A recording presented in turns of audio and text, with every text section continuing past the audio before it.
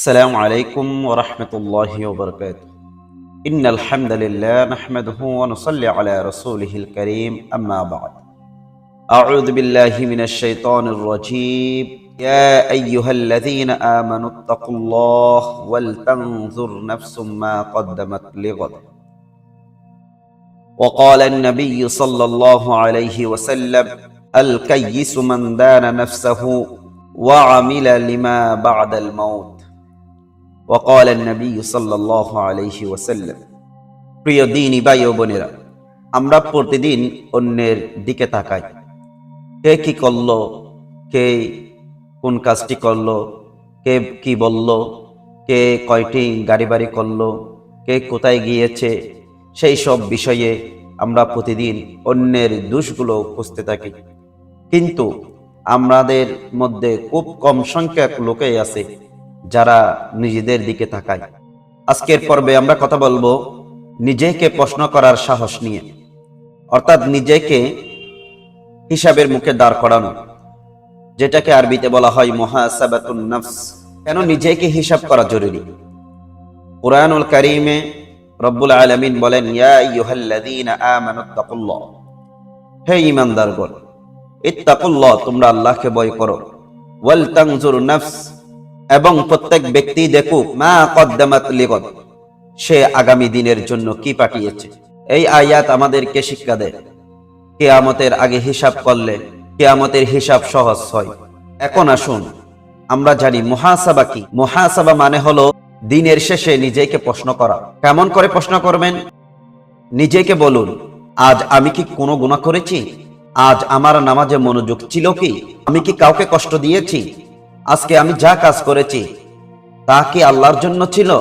হযরত উমর রাদিয়াল্লাহু তাআলা আনহু বলতেন, তোমরা নিজেকে হিসাব করো হিসাব নেওয়ার আগে, অর্থাৎ কিয়ামতের আগে, হাসরের ময়দান সংগঠিত হওয়ার আগে আমরা যদি নিজেকে একটু হিসাব করে দেখি, এই সব প্রশ্ন সম্পর্কে যদি নিজেকে প্রশ্ন করি, তাহলে আমরা সহজে বুঝতে পারবো আমাদের কাল কিয়ামতের ময়দানে আমাদের কি করুণ অবস্থা হতে পারে, আল্লাহ তাআলার ফয়সালা কেমন হতে পারে। রাসূলুল্লাহ সাল্লাল্লাহু আলাইহি ওয়াসাল্লাম আমাদেরকে কি শিখিয়েছেন, আজকে আমরা কি করতেছি? আল্লাহ রাসূল সাল্লাল্লাহু আলাইহি ওয়াসাল্লামকে আমাদের রোল মডেল হিসেবে আজকে আমরা গ্রহণ না করার ফলে আজকে মুসলিম উম্মার বিপর্যয় ঘটতেছে। যেখানে যায় সেখানে মুসলিম উম্মাহ লাঞ্ছিত, অপমানিত হচ্ছে। কারণ আমরা রাসূলুল্লাহ সাল্লাল্লাহু আলাইহি ওয়াসাল্লামের আদর্শে আদর্শিত যতদিন পর্যন্ত নিজেকে গড়াতে পারবো না, ততদিন পর্যন্ত মুসলমান জয়ী হতে পারবে না। রাসূলুল্লাহ সাল্লাল্লাহু আলাইহি ওয়াসাল্লাম হাদিসের মধ্যে বলেছেন, আল কাইয়িসু মান দানা নাফসাহু ওয়া আমিলা লিমা বা'দাল মাউত। আল কাইয়িসু, প্রকৃত বুদ্ধিমান সে, মান দানা নাফসাহু, যে নিজের নফসকে হিসাব করে, ওয়া আমিলা লিমা বা'দাল মাউত, এবং মৃত্যুর পরের জীবনের জন্য আমল করে। প্রকৃত বুদ্ধিমত্তা ডিগ্রিতে নয়, বরং আত্মসমালোচনায়। নিজেকে যদি নিজেই প্রশ্ন করি, নিজের দোষগুলো নিজেই যদি খুঁজে নিই, তাহলে আজকে সমাজ, রাষ্ট্র আমার কাছ থেকে নিরাপদ থাকবে। আজকে আমরা কোন বিশ্ববিদ্যালয়ের কয়টি ডিগ্রি অর্জন করেছি সেটা দেখি। সেই যে কলমের কোসাই দিয়ে লক্ষ লক্ষ টাকা বিদেশে পাচার করতেছে, সেদিকে তাকাই না। কারণ এই যে আমাদের মৃত্যুর পরবর্তী জীবন একটা যে আছে, সেদিকে আমাদের কোনো চিন্তা ফিকির নাই।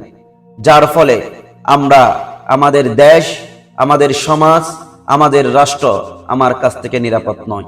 আজকে আমি আপনাদেরকে মুহাসাবার সহজ কিছু পদ্ধতি বলে দিচ্ছি। রাতে ঘুমানোর আগে মাত্র 5 মিনিট চিন্তা করুন, আল্লাহর কাছে শুকর আদায় করুন, দিনের ভুলগুলোর জন্য ইস্তেগফার করুন, আগামীকাল ভালো হওয়ার নিয়ত করুন। আজকের দিনের চাইতে আগামীকাল কেমনে আমাদের ভালো হতে পারে, আজকে যে গুনাহগুলো হয়েছে আগামীকাল ওই গুনাহগুলো কিভাবে আমার দ্বারা না হয় সেদিকে লক্ষ্য রাখুন। এরকম একটি ছোট অভ্যাস যদি আমাদের পার্থিব জীবনে আমরা গড়ে তুলতে পারি, তাহলে অবশ্যই ইনশাআল্লাহ আশা করা যায় আল্লাহ রব্বুল আলামিন আমাদেরকে সুন্দর একটি পরিবর্তন এনে দিবেন। আজকের পর্বটি একটি গুরুত্বপূর্ণ কথা দিয়ে শেষ করতে চাই। যে মানুষ নিজের ভুল দেখতে পায় না, সে কখনো নিজেকে শুদ্ধ করতে পারে না। আর যে মানুষ প্রতিদিন নিজেকে সংশোধন করে, আল্লাহ সুবহানাহু ওয়া তাআলা তাকে ধীরে ধীরে ভালো বানিয়ে দেন। আল্লাহর কাছে আমরা দোয়া করি, আল্লাহুম্মা আরিনাল হাক্ক হাক্কান ওয়ারযুকনা ইত্তিবাআ। হে আল্লাহ, আমার কাছে সত্যকে সত্যরূপে প্রকাশ করুন এবং আমাদেরকে তা অনুসরণ করার তৌফিক দান করুন। ওয়া আরিনাল বাতিলা বাতিলান ওয়ারযুকনা ইজতিনাবা।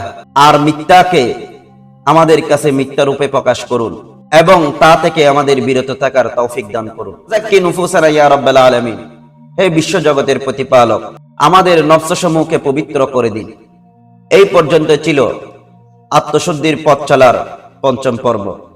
দেখা হবে ইনশাআল্লাহ আগামী ষষ্ঠ পর্বে। আজকে বিষয়টি যদি আপনাদের ভালো লেগে থাকে, আপনার ভাই বন্ধুদের কাছে শেয়ার করে দিন, যেন তারা নিজেকে সংশোধন করতে পারে। আপনার একটি শেয়ারে তারা নিজেকে সংশোধন করলে আপনিও তার সওয়াবের ভাগীদার হবেন ইনশাআল্লাহ। আসসালামু আলাইকুম ওয়া রাহমাতুল্লাহ।